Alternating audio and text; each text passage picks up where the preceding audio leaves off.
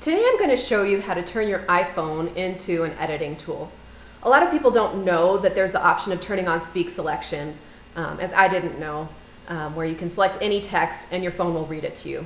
So the first thing I'm going to do is show you how to turn it on, and then afterwards I'll convince you with my witty banter about how it's so amazing.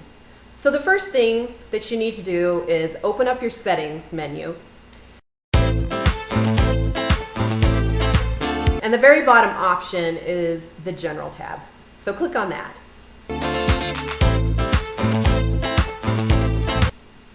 And about 2/3 of the way down the screen, you'll see Accessibility. And that's where you're going to find the speak selection. So then you'll see the fourth option is Speak Selection. And there you can simply turn it on or off.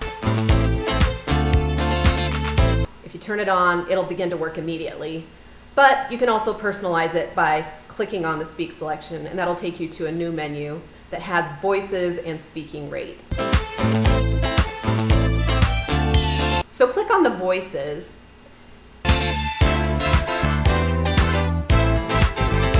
And there you'll see that you have the option of choosing several different languages. Also within the English language, you can choose 5 different accents.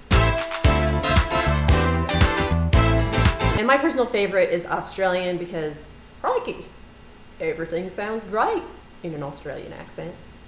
Maybe not a bad one like mine. But anyway, select the one that you like, and you can hear samples instead of having to go back and select your text to hear them. You can change the speaking rate, and that'll show you. Speak selection reads selected content. You can speed it up.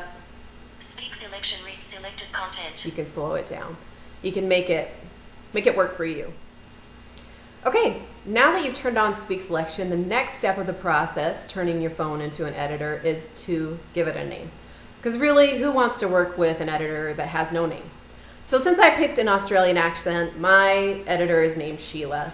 And Sheila's really useful because she's honest.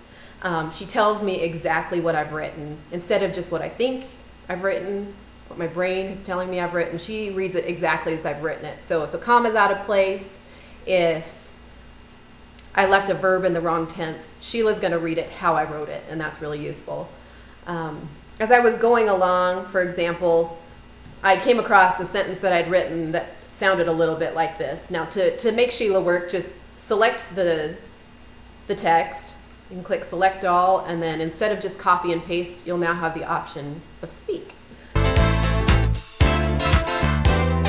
So click on Speak. Piper picked a peck of pickled peppers. Peter Piper picked a peck of pickled peppers. Alliteration. It was unintentional. It wasn't what I was looking for. Sheila told me about it. She didn't like it, so I deleted it. And I think that's a pretty good rule of thumb as you're listening. If something doesn't sound good in an Australian accent, then it's not good, so you should delete it, because everything sounds good in an Australian accent.